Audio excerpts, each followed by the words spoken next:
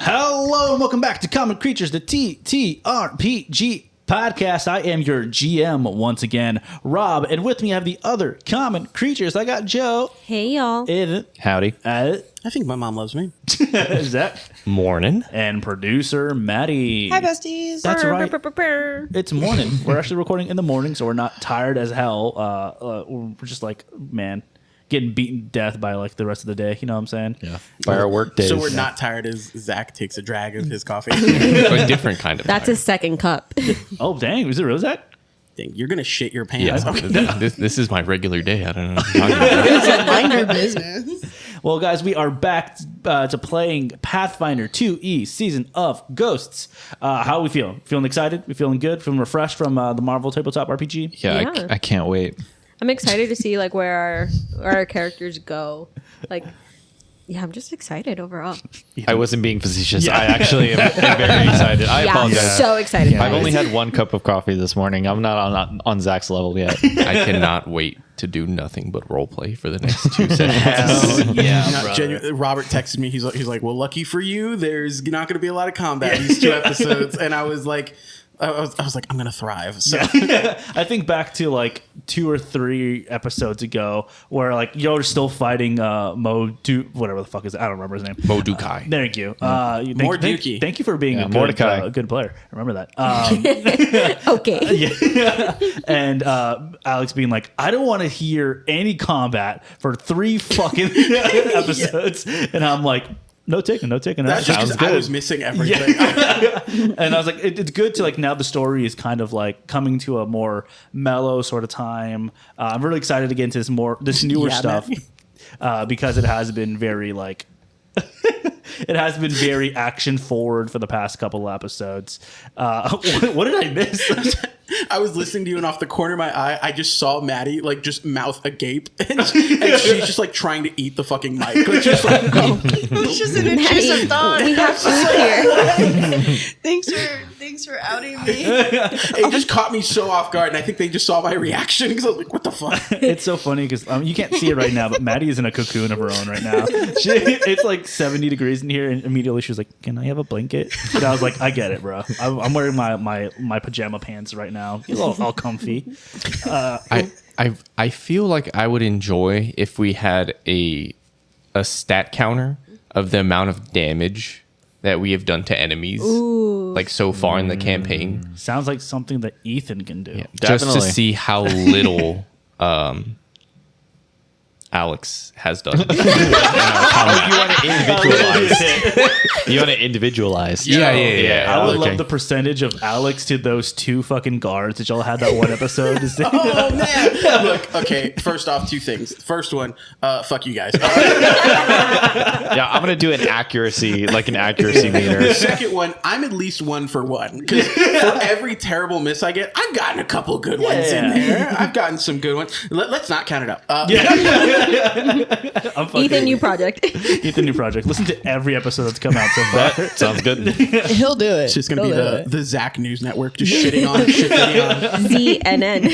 CNN. Fucking weak. And we're going to go ahead and throw it over to Maddie's Corner. There we go. Okay, guys. So, my question for y'all today is, what fictional character do you have beef with? Moash from the Stormlight Archives. You know what you fucking did. I don't want to do any spoilers for the Stormlight Archives if there are any readers in there, but hashtag fuck Moash. You know what you did, and if I ever see your dusty ass off Roshar, I'm beating your ass. Anyways, who is the next person? Intense,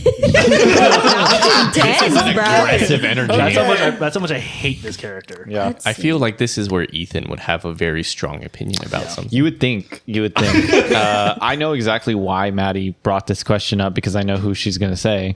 Or if I don't know who she's going to say, I know who she could say, and it's Robin Scherbatsky Oh from my god, I was literally not Robin, but How I Met Your Mother. yeah, How I Met Your Mother. Robin Scherbatsky, bad person, just a bad person in the show. Like, I get that she's like the main, Love interest. and Rob's like Joe's face is scary. Me they're all problematic, but like Robin Really? Scherbatsky. Ted has his moments. But I know They all kind of Joe. suck, except Marshall. what would I say? Joe hates Marshall's a Lily. good guy. Joe hates Lily is a terrible person. No, Lily's Lily's also a bad objectively a person. terrible person. Also a bad person. Robin, multiple times, just emotionally manipulating everybody, just as bad as Lily. Where Lily is more physical manipulation of like, I'm gonna disagree. put Lily's just these a bad people- partner. But like, Robin literally. Okay, Alex, this is an actual face I'm making, so it's actually No. I was just laughing at your reaction. I wasn't. Don't project your insecurity about eating your mic on. Robin, okay, lock in. Robin literally cheated.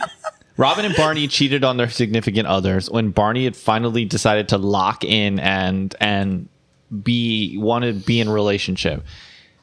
And then Robin goes and tells Barney, "You need to break up with your girlfriend. I'm going to break up with my boyfriend because this isn't right."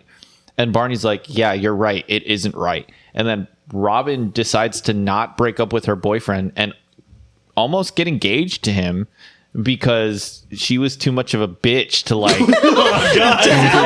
to just fucking come out and come clean. And then Robin breaks up with Nora, and then Nora's just Barney breaks up with Nora. that's what I'm saying. Yeah. Barney breaks up with Nora, and then He's not what he said.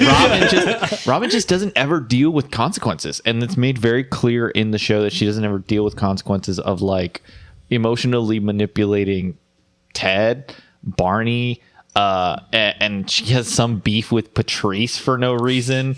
Like, it's just like No, her beef with Patrice is valid. I'm so sorry. Patrice is just happy. She's just happy to be there. Again, valid. Joe hates happiness. Yeah, obviously. So I think the only person that I can think of is like, yeah, Lily from How I Met Your Mother, but also Anne from Parks and Rec. I think she is. And Yeah, The nurse? The yeah, nurse, Rashida Jones's Okay, character. okay. Anne from Parks Just and Rashida Rec. Jones. Sorry. She's not fictional. But yeah, she's just like, I think she's so smart, but she like that character was written for like the male gaze. And I love Parks and Rec. I love Anne, but even then, like that, some of the decisions she makes in the show, I'm like, girl, Is that Aubrey Plaza's character? no, it's Rashida Rashida Jones's character. I don't know. the one who dates Andy, like at the beginning of the show. But yeah, kind of to Chris Pratt's Ethan thought that character. was another character. kind of to No clue who that is. Ethan's point earlier, I also have a problem with Rob Lowe's character in that show because he's so positive. Oh, So good. it's a good heart. Yeah, but yeah, those are the two people I think I would have beef with. Also, just to go back to Robin. So not dead. I'm not. Yeah, no, definitely. Robin and Ted. Ted cheats on Victoria with Robin in the beginning seasons, and what happens? They deal with no consequences because of it. Like, it's fucking ridiculous. Wait, Fuck time out. I want to Robin. change my answer. I actually have someone now. Okay. Huda. She should be. I said fictional because she's a fake bitch. Just kidding, Huda. I'm so Okay, sorry. she's gonna talk about us on the I was a podcast Huda now. stan in the beginning. Tori Vega for fucking Victoria. Oh yeah, She's She's such an annoying bitch. Is that her sister? No, that's Victoria that's Justice. Victoria Justice. I don't think she was the most talented. I think She never claims to be the most talented. She never claims it. She literally Gets thrown into it, yeah. The show props her up as that. Hold up. it's literally called Victorious. No, I understand the show props her up at that, but the whole show is about her being like It's a fish out of water Yeah, story. No, but but like- what's the word when like you're Imposter syndrome. No, she's insecure about her talent level. And she very much goes about like Andre's the best songwriter. You know, Jade is one of the best singers. Like she purposely uses, not in a bad way, but she uses the strength of all of her friends to make really really good performances. We're gonna fight after this. Then, I agree with you 100%, Alex. Wait. She tried to get with her friend, who's not really her friend, boyfriend. Because of the friends of He can on to her. And She's a very bad partner. Yes. And Yeah. also... Nope, I'm a Jay defender. she was Jade. saving her friend. She was saving her friend Beck from the abusive relationship he was in with No. Jade. He liked it. But she also... Okay. She was a They bad... never said he was a good partner. Yeah. Broke up with her. She was a bad and they got back together. She was a bad partner, and he also she also wasn't trying to get with him. He was just like, "Hey, you're attractive, but I'm not really like trying to cheat on my girlfriend with you." And she was she like, said, "Hey, period. I think that you're also attractive, but I would never like want you to do that." They went on a date when they were broken up. And they were broken up. Yeah, they were on a break. He tried to kiss her. He tried as to a kiss her on the friend. couch, and she said no. As Exactly. a friend. And Liz Gilly saw, and Nope. then that's when she decided to give Tori the role, and then Tori got to sing. I'm sorry. I thought the question was, who do you have beef with? Not everyone attacked Joe. This is a victorious podcast now. This is Anyways, Alex. Alex? Okay, your so I have thoughts? two. I'll go faster than the friends debate. But one is Nazim from Skyrim. The guy who's always like, have you been to the Cloud District recently? Oh, what am I saying? Of course you haven't. Fuck that guy. Yeah. Every time I go werewolf, I kill his ass. Bitch And ass, well, White One, right? yes, Yeah. yes, bitch ass White Run dude. thought you said the white one. White Run. He's is one of the not. only people of color in White Run. Anyway, but him and then fucking Belly Conklin from The Summer I Turned Pretty. Oh, I've never seen the show. Maddie's obsessed. Dude, I don't know. she doesn't deserve either of them. They're both idiots. And the fact that she's entertaining Jeremiah for this long, when at every turn he's shown that not only is he not an adult, but he's a fucking big ass man child who can't even do his fucking taxes. Fuck you. Period. Get out of here. I couldn't. I started watching the first episode and I couldn't get past like 20 minutes because it got severe secondhand embarrassment. Like, Dude. And that's fair. And that's fair. Alex will talk about this in depth later. Yeah. He'll comment on my TikToks and he'll comment on my TikToks about the show. Me and because Christina started watching it, and then I was like, I did what the TikToks do, where I was like, what's this dumb shit you're watching? and you were locked Why in. would she pick that brother? Like, I sat down and I was like, let's get into this shit right now. That's exactly how it was for Ethan. He's like, "Ugh, you're watching this fuck ass show again." And then he's like, so is this the one where they break up? Like, he's pissed. Okay, look, well, you and Ethan and me and That's Christina true. just have to start a separate podcast. Yeah. Why we hate Belly podcast I Conklin. created. The summer. The summer summer I we started hated watching. Belly The summer I Conklin. turned off. Zachary? I feel like mine is more of a. I feel like a lot of people agree with it, but this is more of like a because it's written badly. But Jaime Lannister in Game of Thrones, Oh, yeah. I get it's it. just bothered. It's bothered so much that how great of an arc his character had, just for at the end to completely just like go off a cliff It's and Yep. just like Insane. betray everything. imagine getting yourself killed to go bang your sister again. Like, that's just insane. I don't know. Yeah. Like, now I'm angry. I mean, like, all the other ones were like, Now I'm like really oh, ha, ha, ha. This one I'm like, oh, genuinely, like, we're blaming the writers, but like, you know, writers take things from their personal life, and maybe they were from Alabama. Hey! When I came to the yeah. U.S., I settled in Alabama, so I Okay, I take all notice today. And she was- settled. Like, But yeah, I think a couple weeks ago, I got recommended on YouTube like a bunch of videos talking about how Game of Thrones just like went down a cliff at the end. Yeah. And so I just like hate watched like a few YouTube videos, and I was like, I remember, yeah, that should suck. Yeah. It's like I cannot believe they did all of these stupid things. he's just commenting on 8-year-old videos. Yeah. He's like, yeah, you're right. When you uploaded part 3. I remember we used to have like Game of Thrones watch parties at Tyler's place, and just being like, I remember all of us sitting there in like the silence and being like, that was bad, right? Like that overall, everyone was just like, yeah. Or like when they had the Battle of Winterfell, not the Battle of the Bastards, but with like all the Yeah. They're like, hey kid, is your TV working? Yeah, Like, do you need to turn the brightness up? it's like can you go Yeah, all the it way was up and get? so fucking dark. It's so dark. Yeah, I was just like, man, that TV show should have been And put in the- Starbuck Gate. And Starbuck Gate, yeah, I forgot about that. Too. Oh yeah, Starbucks game. Yeah. Matt's- And what about the crows? They never explained the crows. I've never watched Game of Thrones. I just want to be included. Yeah. All of your There- faces there's a significant amount of storylines that just get Yeah, Completely completely abandoned. ignored. Yeah. Never discussed.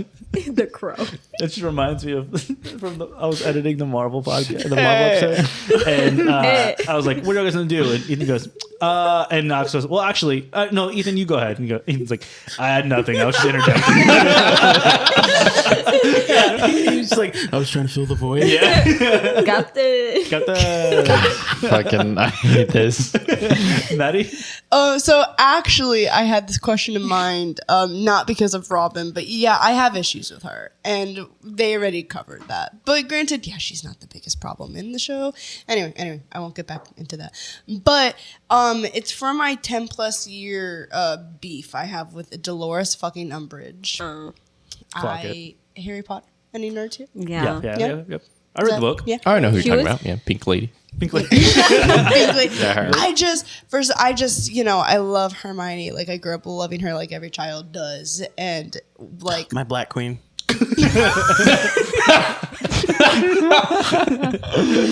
anyway. Always been that way from the beginning. And just how mean she was to her. And just that scene with Harry where, like, he had to, like, okay, we'll yell it.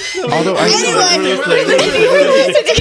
listening. Don't worry. I feel like the main beef that I would have with characters is generally like if they're written poorly or they make decisions that like a logical person wouldn't make, or like you can't understand their motivations because it's just like nonsensical. I feel like Dolores though, like she's just like Dolores is just like evil. So like the things that she does, Are justified. it makes sense like, in her brain. We're not talking about, like, the good writing. Okay? She just pisses me off. yeah, it's like, but she's like angering, but it's like, okay, everything she does, it's like, I understand that. It's know like what I Joffrey in understand Game of Thrones. It's like, Yeah. you could hate him, but it's Yeah. like, I don't have an issue with his character. It's Mads, just- I'm with you. I don't like the Umbridge. You know what it is? Oh, I'm so sorry. No, go for it. Okay, I remembered. I have a certain family member. We'll talk about it later. But it's how like Dolores comes off as very nice, but like she's the most evil bitch, and like Yeah. I know a few gaslighting people, before it was popular. Yeah. And I think really as a child, that's just why it irked me because Yeah. I was constantly surrounded by it and there's nothing I could do. And then the kids were like, "There's nothing we can do about it," and I'm like, "Me too." I just I'm really, with you. yeah. So like you're so right. She was written so well that I'm still pissed off about it. See, that's a greatly written character, though. Yeah, You know? But I Really think good. for me, she reminded me of those teachers because, like, that's the whole point of her, right? Like, every time they do something, there's a new rule. Like, we can't do that, and it would be like those teachers in class that's like, y'all are tapping pens too much, so no pens. You can only use pencils from now on. And then kids would start dropping their pencils. Now y'all have too many pencils. You can only have one pencil. And then now it's like you have a can of paint because you can only use your fucking fingers. So, kind of to Zach's points, have you guys ever seen The Sex Life of College Girls? Such a good show. A little bit, yeah. Good show. So in the Some of first it season, I kind of have. with like dumb writing and like people not making logical Decision. decisions. So there's this one character, Bela, who wants to get on the writing staff for this like really exclusive magazine on campus. And the board to get onto this writing staff is all run by college kids, right? And she's a freshman in college. She's super eager. She wants to be an author and all this other stuff. And so it's all men and one woman, like the little board, right? So in order to, like, no one was reading her stories. No one was reading her pitches. So in order for her to get on the writing staff, she gave all of them hand jobs. And she got on the writing staff. And I was like, who in their right mind would do that? That seems like a pretty well written character. I don't know, man. I feel like that understand her happens. motivation. Yeah. That's crazy to Zach's like, problem? Solution. Yeah. me. All I see is a woman getting Solution, after falling it. action. She like, I love she strong female min-maxed her way. In true Zach fashion, she min-maxed her way. All around. And we'll be right back. And we're back. It's time to start.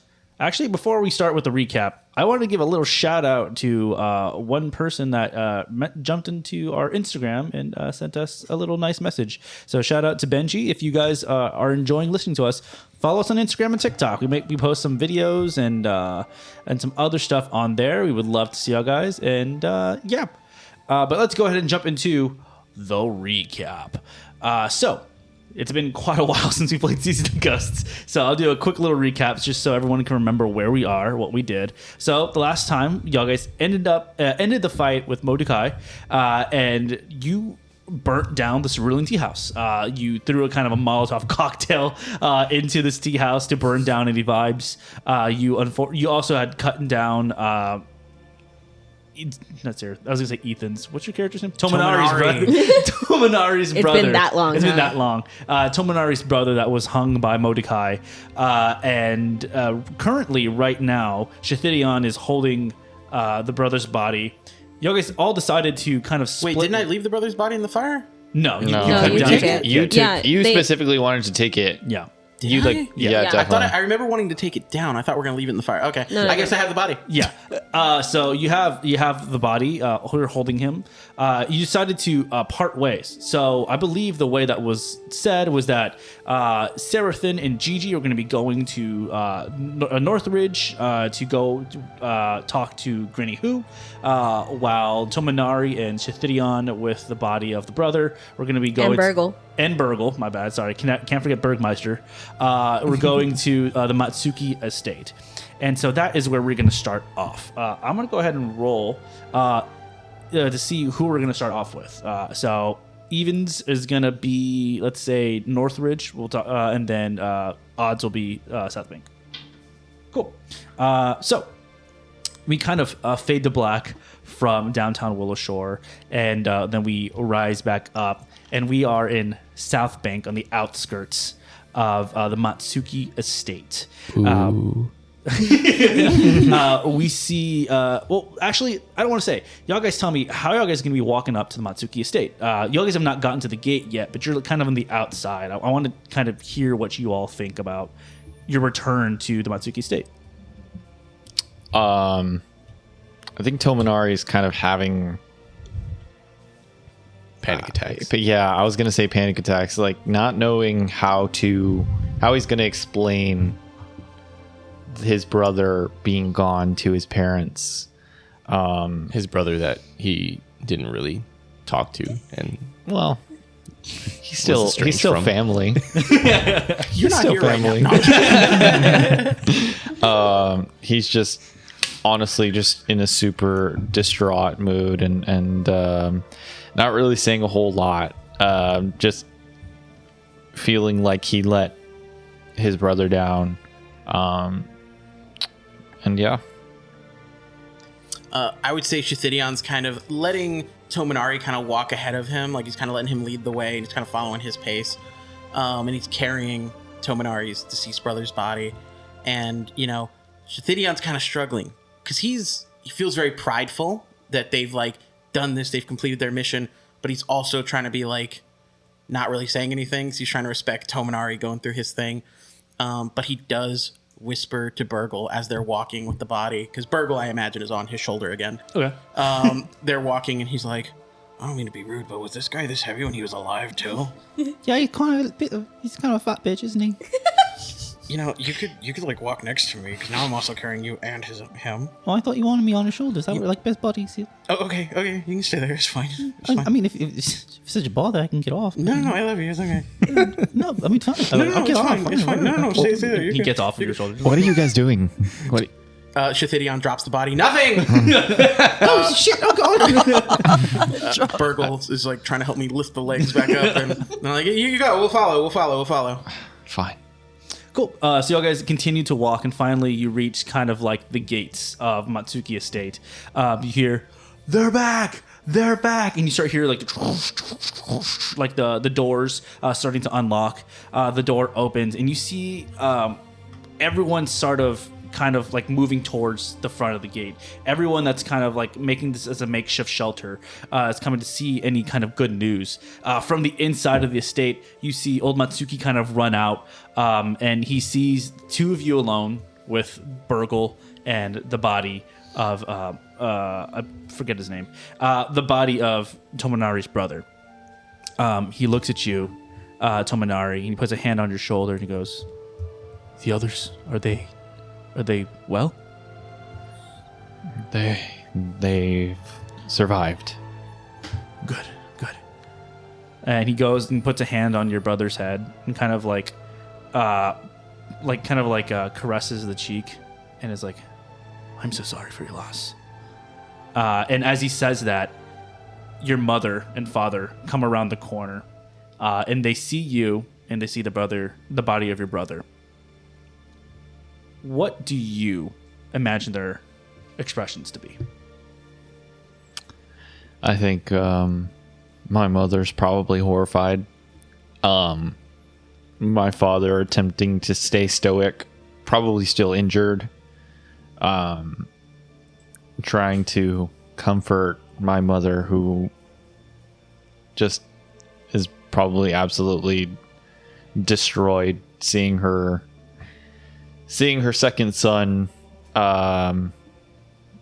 lifeless on the ground before her. So you see your mother fall to her knees. She begins to wail, not caring who sees, but feeling her sorrow overall, with your father's hand on her shoulder. You see old Matsuki acknowledge this and kind of like whispers to people, to like other people around, and you see these people kind of like go off, and you see they're starting to kind of stack firewood in a corner, and they light up higher. They graciously kind of pick up your brother and place your brother's body on the pyre, letting it catch alight. Old Matsuki stands in front of the fire and begins to say a speech. At this point, we're going to go over to Northridge. Likewise, the two of you, Sarathan and Gigi, how do you all make your way over to the exchange? So we're kind of walking in silence, I think, and trying to fill the void. Gigi just looks over at Sarathan and goes, you have siblings? It's just me. Yeah, same. I don't know what he's going through, so I don't know. It's kind of hard to relate. You ever lost someone? I've never known anyone that was worth losing. Oh, damn. Yeah, me neither. Yeah, I guess we're not talking about dead parents here. Anything you?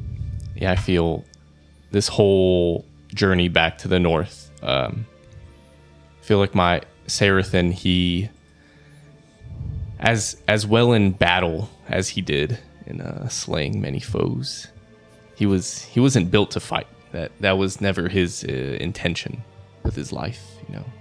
He was just a town blacksmith. He was trying to do his best to spread the word of his god, and he was called to do it.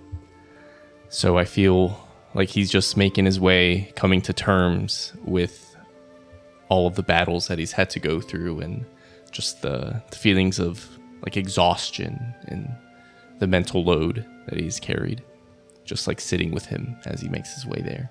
Nice. As you finally make it to the outside of the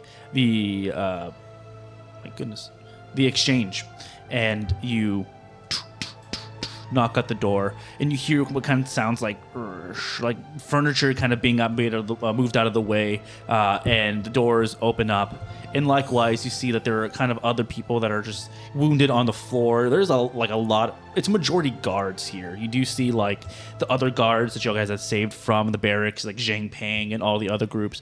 They're in here. They're starting to make it a little bit more militant inside here, rather than kind of like what is on the South Bank, which is more citizens. And you see they kind of set up what looks like a war room, and they're all talking and moving around each other, and they all kind of look and they see you all, and immediately you see Zhang Pang kind of run to the little table room that you all discussed with Granny Hu a while back, and Granny Hu comes forward and she's like, the others are, did we lose anyone? The other two are okay. We ended up doing pretty much everything on your to-do list. Unfortunately, Tom Minari's brother did perish in this quest. But yeah, I found out a lot. How's everything here? She looks at you with like, as you mentioned, Tominari's brother being lost. She goes, "Unfortunately, such things do happen in times of crisis. Once this is done, we can give our compassion to Tominari's family. But at this moment, things are looking really well. If you've done what you've said, we've seen that the mists have cleared up, and it looks like, as you've said, that these monsters have kind of disappeared. I think things can start to go back to normal."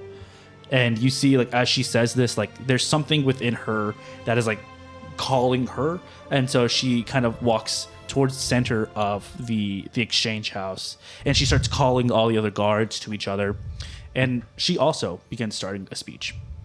We'll cut between the two different places, so we'll go back to the Matsuki estate.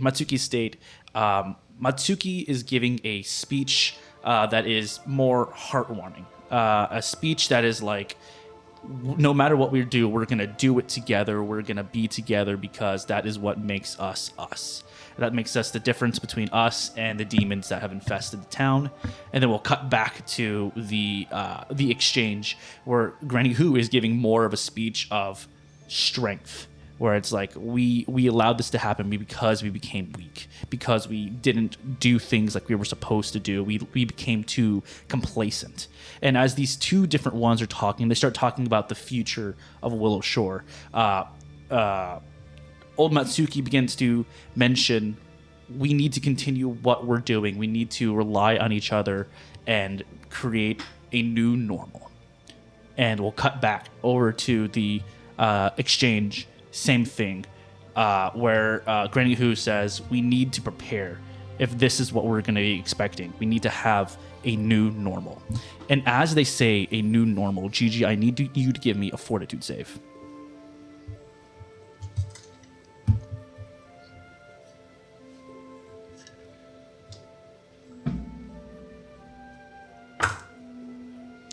That's not great. How does an 8 sound? That was an 8. Oh, an 8 total? Yeah. You hearing the words, a new normal, you get a piercing pain in your head. It's kind of like all the thoughts in your head are just attacking your brain at once. It's so much information in your brain, and you fall onto the floor. It's kind of like you're convulsing. And as you convulse, you kind of leave your body and you begin to see flashes of different events. You see the elders fighting at the Reenactment Festival. You see yourself being carried away by the villagers once again after the governor's speech. And you see yourself being carried away by the villagers, except this time you don't recognize the three other people that are with you.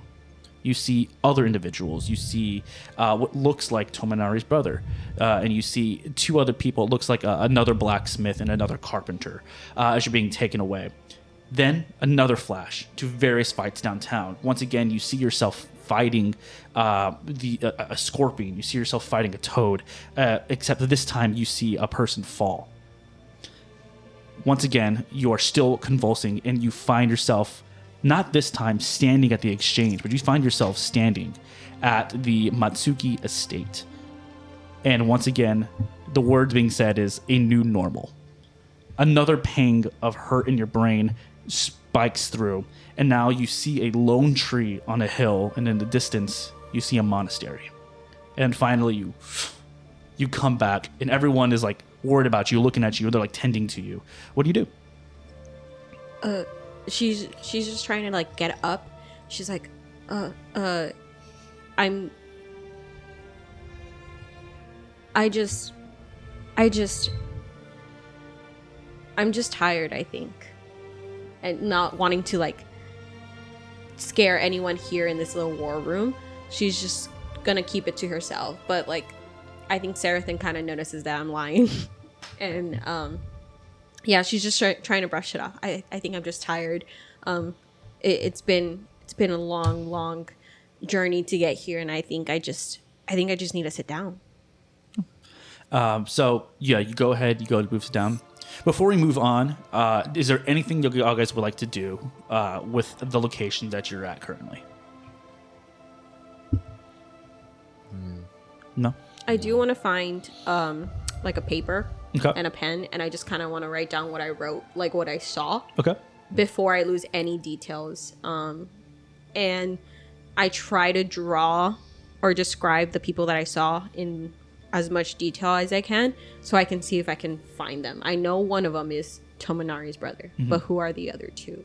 So I'd like to find Mei Mei. Okay. Give them a little high five. Yeah. So you go over there. You see the little Mei Mei, and with her you do see Ha-Er and her husband. They've all come together. You do see that Ha-Er looks very beat up. Like she looks like not like near death, but it looks like she held out a long time in that tower by herself, and that her husband got there just in the right time to save her and bring her back to the exchange. So yeah, you give her a little rub on the head. Anything else? No. I would say Shithidion, after the speech has been given, he kind of steps up a little bit and just kind of looks at everyone, puts his hands on his hips, and goes, I just want to remind everyone that this town was saved by collectively not everyone coming together, but me bringing a team together of 4 individuals, the champions 4, patent pending. We're assembling a team. Copyright. And we saved everyone in this town. And I want you to remember, you too can be a hero. Just never as strong as the champions 4 or me, their leader, Shithidion. Thank you so much. Give me a diplomacy check. Okay. Hold up. There's technically 5 of us now. Yeah, but like Burgle's like, you know. Oh, so Burgle's not one of y'all. Okay. Crazy. Burgle's one of us, but like our Burgle is mascot. like Spider-Man with Fantastic Four. Oh, You know what okay, I mean? okay, He stands on his own. Okay, that was an 11. An 11. You see everyone. Not everyone's kind of roused. You do see kind of people are like, oh, okay, yeah. I mean, I guess they did that. They did do that, yeah. And other people are just like, what is this? Like, there's a dude burning in the background over there. Like, oh, are you really gonna use a hero point? Okay. Re-rolling! I think Tominari is just kind of Yes! A 15! That's better. 15? Okay, everyone is like, wow, dude. Like,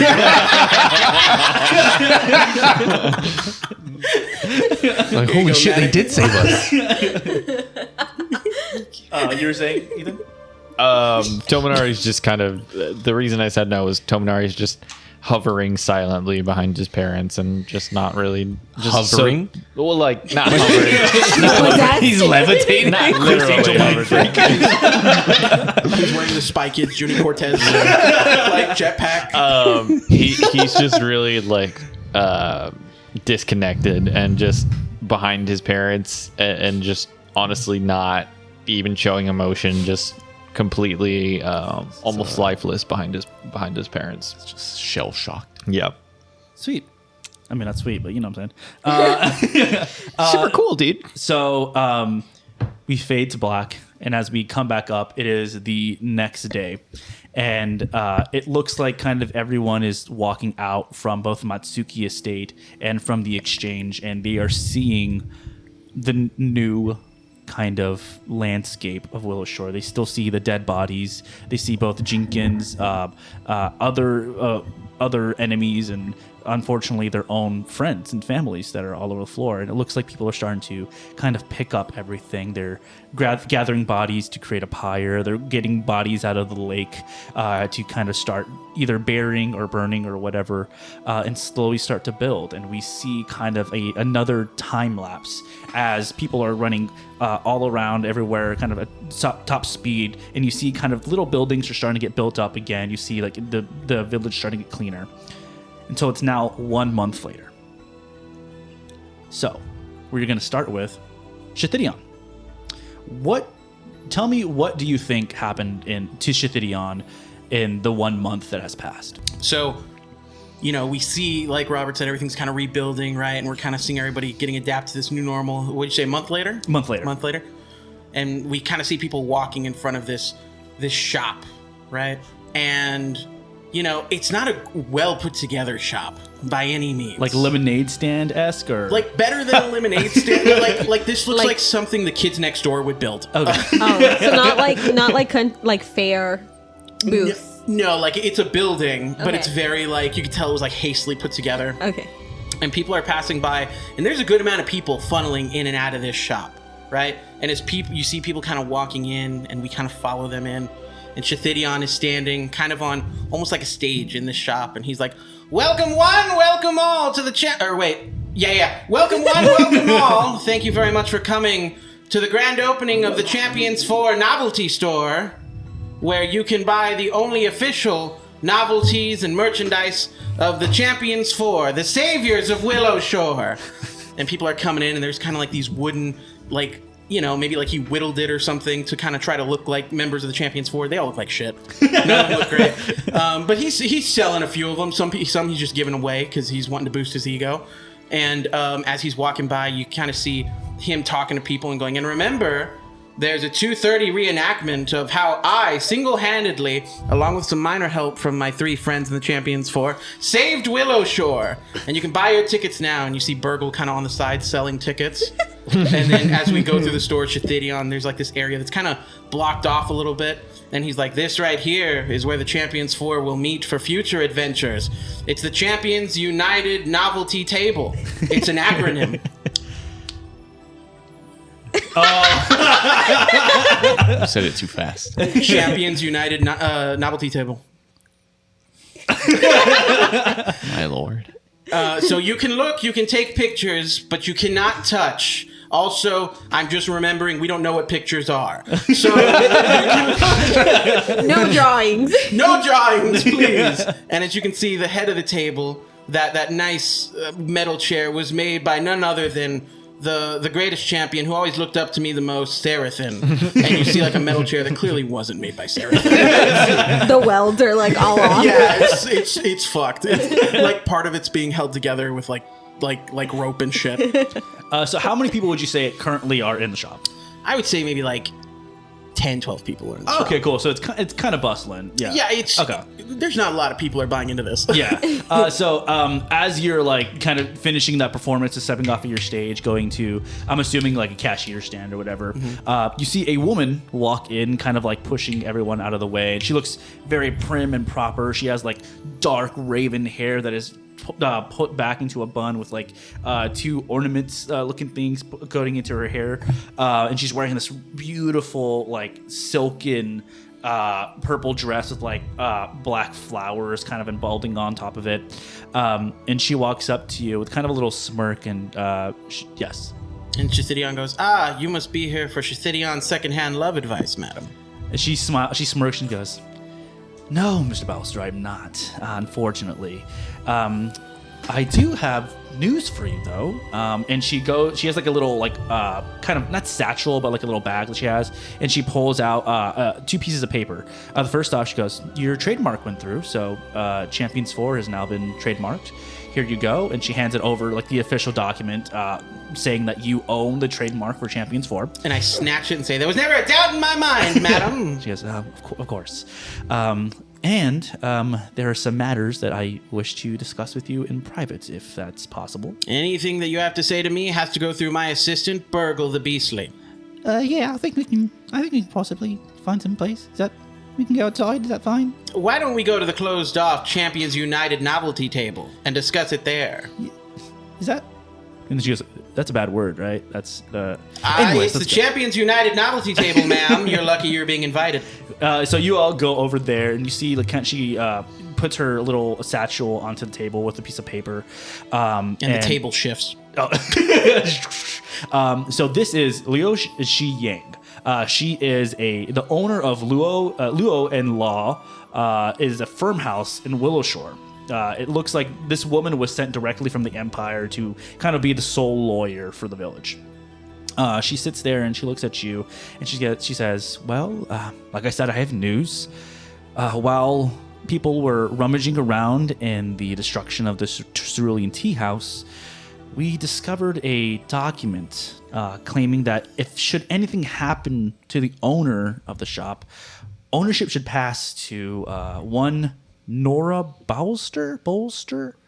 As we both know, unfortunately, your mother has passed. And as heir, and as I could not find your brother either, it seems that ownership of the shop passes to you. So she hands you over a deed to this ruling tea house. She goes, don't worry, I know that there were some damages in the fire. We currently have some people.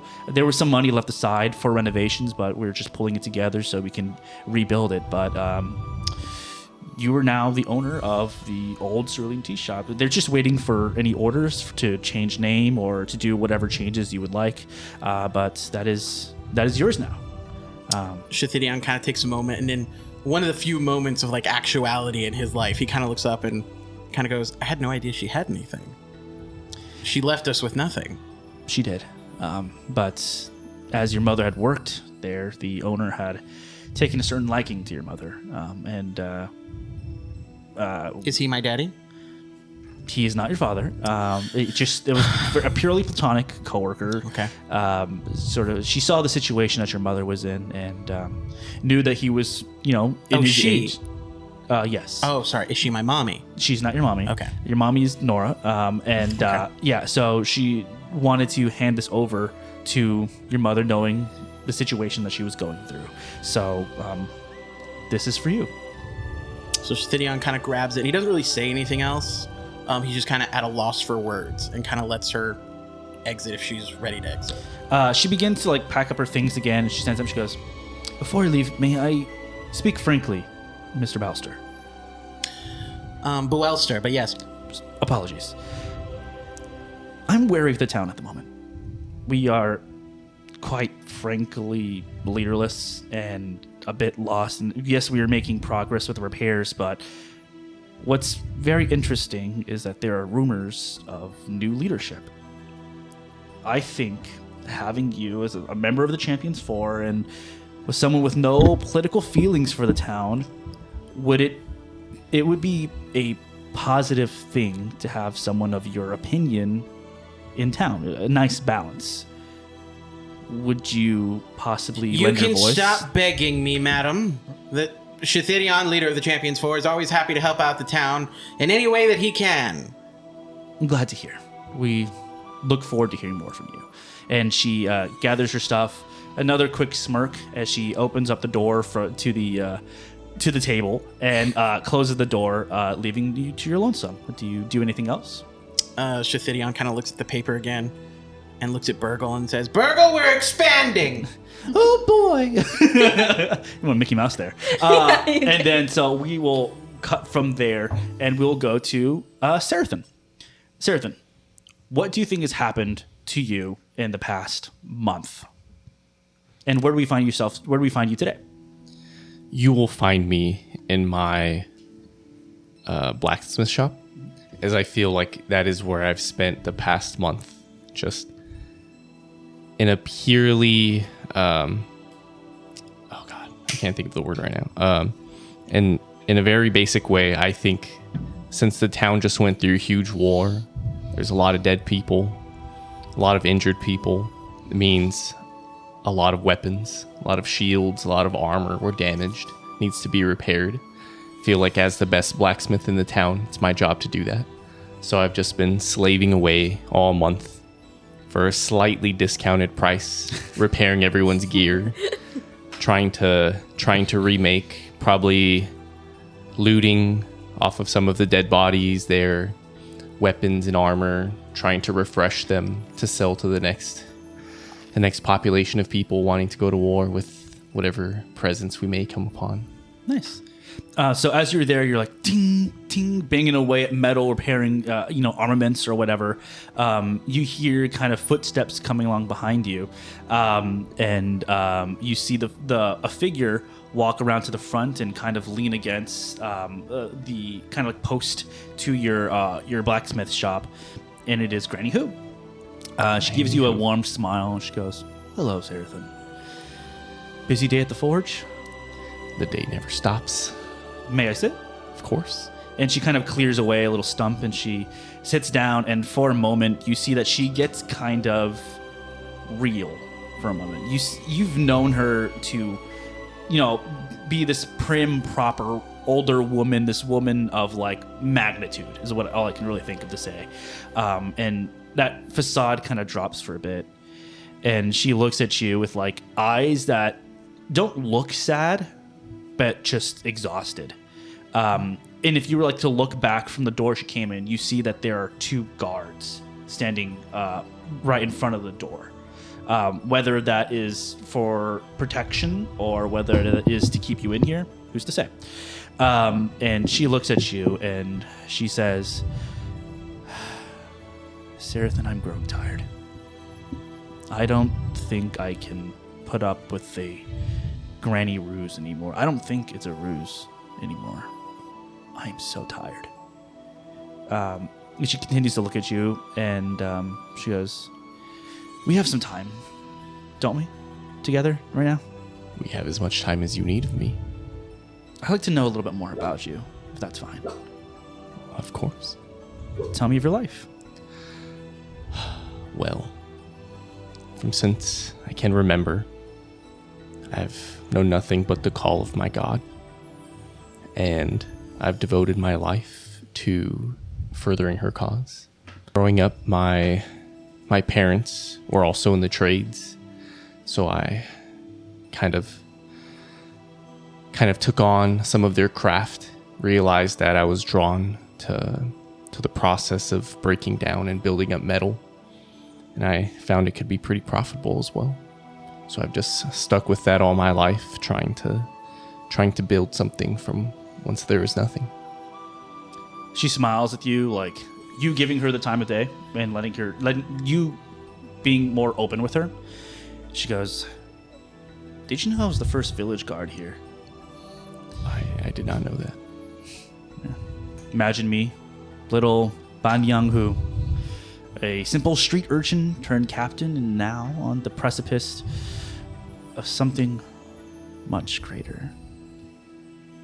I love this village. I once hated it, but something is just changed. Anyways, I wanted to inform you that some of the elders have spoken and have decided on an election for an interim governor until we find Governor Heshabot. So I came here and I wanted to let you know that I've decided to toss my hat into the ring, so to speak. And I have the guards on my back, but I do think that having a representative of your group, I suppose it's the Champions 4. I just heard that there's a trademark filed. Having a representative may boost my numbers, and I wanted to know if I would have your vote. I would be so happy to support you in this endeavor. She looks fondly at you, and she kind of like struggles to get up, and she walks over to you, and she like rubs your face and goes, together, we will bring Willowshore out of the backwaters and into the future. And then she moves her hand from your face to your shoulder, and you feel a firm grip grasp your shoulder. She says, I've done so much bad, but perhaps I can finally put this to good. And she taps your shoulder, and she begins to walk out. Did you want to stop her? What do you want to do? I don't want to stop her, but I imagine as she's walking out, I just have the realization where it's like I can give my talents to a slightly greater cause. Just see like a slight like smirk come across my face.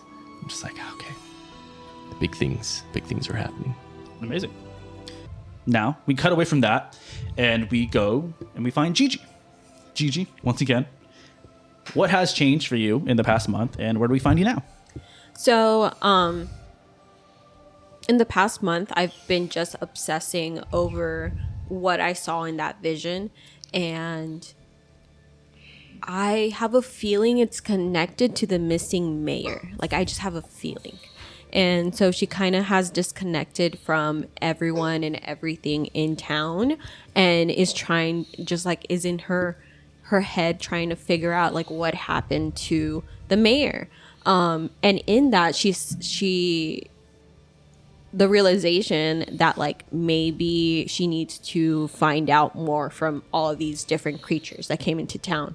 So she started with the Jenkins. She talked to a couple of them. She figured out that there were still like bad people in this town, like still abusing Jenkins and just using them for like not great stuff. So it's sort of like an underground like like Fight Club thing, kind of, where she's just been like fighting people and like defending the Jenkins and all the other small creatures that are usually like bad.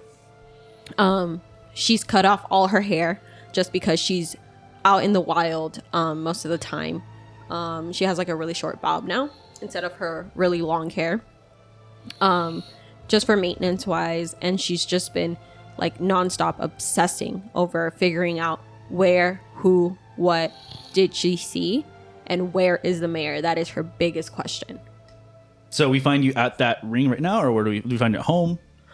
You find me at home. Behind me, I have like the paper that I drew and wrote all these descriptions on, but I also have like this little map of Willowshore with little board. with little points of what? A murder board. Oh, is that what it's called? Yeah. Oh, I didn't know that. What's that from? Great The Adventures of Superman. There you go. Yeah. Yeah, so I just have like a board behind me with like pins of where these Jenkins were seen or where these legends were seen, where I think I need to go next, where I haven't investigated, where I did investigate. But yeah, that's where you kind of find me. And like you see her, she's like cut up. She's developed this like really nervous habit of like just biting her nails whenever she thinks she like can't figure out something. So yeah, you find her there just staring at her board, like biting her nails. So yeah, you see her biting her nails, and she's looking at this board, and for some reason, there's like a crudely drawn sketch of the governor's mansion. That I'm assuming that's like at the center of it, and that sketch is just like itching at you, and it's like you feel like on the multiple journeys that you've been there, like you're missing something. Something is just not there. Do you want to go to the governor's mansion? Yeah, we'll go to the governor's mansion. Cool. So yeah, you make your way and you walk through. You see all the different people. People are starting to, they pass you. They wave hi to you. You're one of the longest natives that's been here, so people know who you are. And you continue to make your way until you finally get to the patch of just open ground at where the governor's mansion used to be. At the point that you guys were walking around earlier, it was just a dirt patch. But now, after the month, it looks like grass and weeds have started to kind of grow there. But you do still see like kind of the outward like perimeter of what used to be the governor's mansion. And you see someone sitting on the ground in the middle of this patch of land. And it's someone that you've met before. It's Jubei, the wizard's apprentice that you met. They were injured at the Hand of Spring. And you see there, she's kind of like sitting like sat in a meditative pose, and with her eyes closed. And it looks like she's trying to just envelop everything. Do you wish to speak to her? Do you wish to leave her alone? Are you going to investigate? I'll like slowly just like walk and try not to scare her, and sit right in front of her, like copy exactly what she's doing, and just like kind of like open my eyes occasionally, like to see if she's done, because I just don't want to ruin her meditation. One of the times that you like peek open your eye, you see that her hands have reached out like this, seemingly like she wants you to grab her hands. I grab her hands. You grab your hands, and the feeling of like before, you were kind of just like imitating what she was doing. You now begin to feel a bit more. I would say like as a rogue, you're not very much in tune with the arcane, but at this moment, touching a wizard's hand, you begin to feel the presence of the arcane, and you feel like there is something residual about this place. And then you hear her voice. She says, "You feel that too, don't you?" Yeah, that I've never felt something like that before. She lets go of your hands, and she kind of like gets up from the floor, and she begins to like walk the perimeter, and she speaks to you, and she's like, "There's something here. I don't know what it was." And she begins to like, she kneels a bit, and she begins to like grab some of the grass and like lets it fly in her hands, and it falls down. And she's like, "There's some residual magic here, but I can't pinpoint the exact spell. Nothing I do can identify what is going on here. and like you see that she kind of like moves her foot. She goes, "There's no markings for wards. There's nothing here. How does a whole building just disappear in one night?" I mean, that's the question that I'm trying to figure out. It's kind of hard when, I mean, I've lived here for so long, and you would think that I would know this town like the back of my hand, but it's hard to pay attention to the details when you don't know what you're looking for, or that you don't know that you're supposed to be looking for something. So I think you will have much better progress than I would, but I'm open to helping in any way I can. Any information that I can share, any information you can give me, we can help each other out, because I'm also wondering what happened here. As you say, like, we can help each other. You see her, she's like, "Oh, good." And then she kind of reaches into like a little satchel that she has, and she pulls out this like leather bound book, and she opens it up, and it's like a little mini murder board that like she has in here. And she goes, "Look, it all traces back to the Reenactment Festival. I know that there was an argument. I know there was something that happened with the other elders. I remember that for some reason, for one time, old Matsuki and Granny Ku, they were on the same side or something. And then just Governor Heshambo just left. He did his speech, and then he left, and I don't know what happened. And then we were attacked. I don't know if he caused this. I don't know what happened, but this is all I know." And she like begins to like write down a bit of note, and she like rips it out of her page, and she goes, "Here, like, if you can add this to your murder board, or..." How do you know I have a murder? I know everything in this town. And then she hands it over to you, and she's like, "If you find anything else, any more information, that would be great." I will. Thank you. Maybe this will help me look at everything with fresh new eyes. She smiles at you and she goes, "Well, I'm gonna go get ready. I don't know if you heard, but apparently there's supposed to be an announcement here a little bit later on today. So, possibly I'll see you then." Yeah, I don't know about that. I'm not ready for, or I've seen this, like I said, I've seen this town since the beginning, and I know we need new leadership, but I'm just not really interested in it. But yeah, maybe I'll stop by. Cool. Cool. And then so she begins to walk away. Is there anything else you want to do before we move on? No, I just want to go back to my house, put this little piece of information on the murder board, and just go back to staring at it and biting my nails. Cool. So we fade away from there, and then last but not least, we come up to Tominari. Tominari, it's been a month. What are you up to, and where do we find you? So Tominari, after coming home, telling his parents about the death of his brother, really feels like it was all his fault. He takes a lot of the blame for what happened. He feels like if he was quicker, if he had, done things differently, his brother might still be alive. And he doesn't feel like he truly avenged his brother, even though his killer is now dead. Tominari, after, within the first week was just kind of still shell-shocked, hanging around his family, but he kind of disappeared, and he went out kind of in isolation. I think he kind of is in the forest close to the Great Willow. Just really, he has set up his own kind of campsite. Not something super dynamic or complicated, but just set up his own campsite. And he is...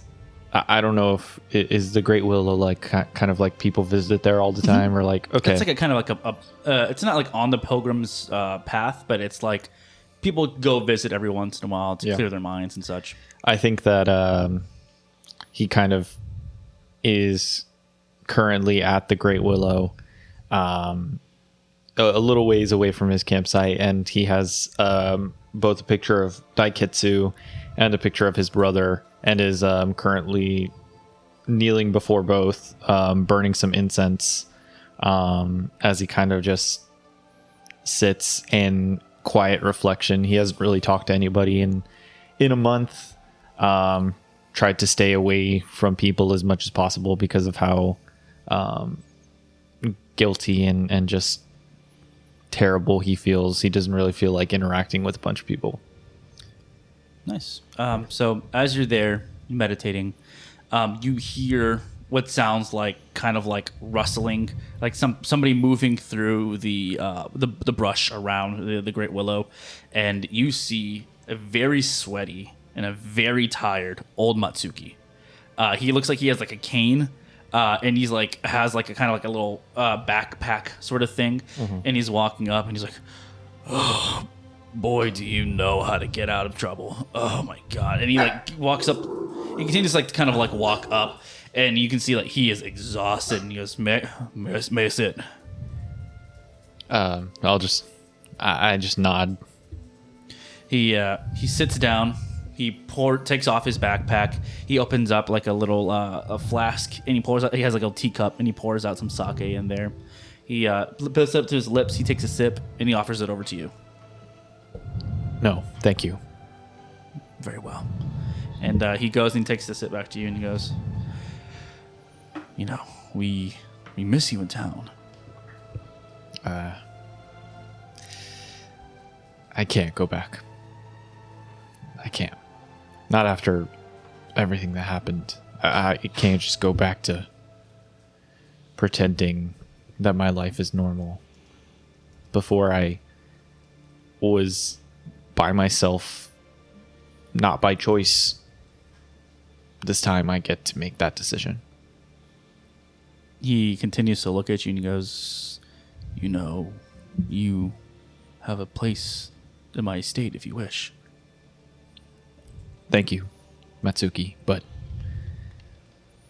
I'm taking this time for myself. Of course, a boy. Well, this is a bit awkward then, huh? What is? I must ask one more thing of you. What can I help you with, Matsuki? Well, I'm not sure, but if you've heard, there are rumblings of an election for the position of interim governor. And it seems that after offering my estate as a safe haven, some people are interested in nominating me for the position. So, to be quite frank, I'm unsure of the decision. And I've been a carpenter my whole life, boy. And, I've been building, and when I'm not building, I'm drinking. And I fear that if I decline this nomination, that old Captain Who will appear, and she will win by default. And if she wins, we are in dark times. We are in for dark times indeed. We'll be stocked with weapons, no doubt, but people cannot eat steel, Tomonari. I was wondering, would you stand by me? I need some sort of legitimacy, and for anything, having a representative from your band of misfits, shall we call them, would be very nice. You are the only person that I trust. You want my approval, or you need my support? Whichever I can have, boy. I will not ask more than what you will give. Matsuki, you were kind to me when I had no one. I will stand by you if it means that no one else will be hurt in the future. He looks at you, and he puts a hand on your shoulder, and he goes, "Thank you, young Tomonari. I hope to make you proud." And he kind of struggles to get up, and as he does, he lifts out a hand to you, and he goes, "Shall we go?" Okay. You take his hand, and you picked up and begin to make your way through the forest around the Great Willow directly back to downtown Willowshore. And as you two begin to continue to walk to downtown Willowshore, you begin to see what looks like not mobs of people, but like gaggles of people are starting to make their way towards downtown Willowshore. You see that there are people, like there's like 2 or 3 people that have like bells that are like banging, and they're like making an announcement like, all villagers, please make your way to the governor's mansion. All villagers, make your way to the governor's mansion. And as you continue to get there and you finally arrive at the governor's mansion, you see that there's one person standing at the front. It is Cho Chung-hoo, the person that was in charge of the village, of the Reenactment Festival. And you see that he stands proud and he says, "Friends, we have seen some harsh times these last few weeks, and we have endured much pain, but yet here we stand together. Our town stands unfinished yet unbroken. Though we survive without a leader, we are lost. So, some of us elders have decided to call for a special election for interim governor of Willowshore until Governor Heshambo returns. Are there any nominations?" And you see Zhang Ping move forward, and he stands with like a spear at his side, and he goes, "I nominate Bong Nyang Hu, Granny Hu." And you see Granny Hu step forward. Sarathan, do you stand by Granny Hu? I do. Sarathan makes his way through the crowd, past Gigi. Do you make any sort of acknowledgement to Gigi at all? Nah. No?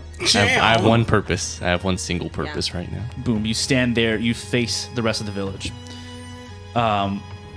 It's silence for a bit. Then Cho kind of looks around and he walks them and goes, "I nominate Sho Matsuki." And old Matsuki steps up, no one by his side. Tominari, do you stand by him? I will. Tominari walks up and stands by him.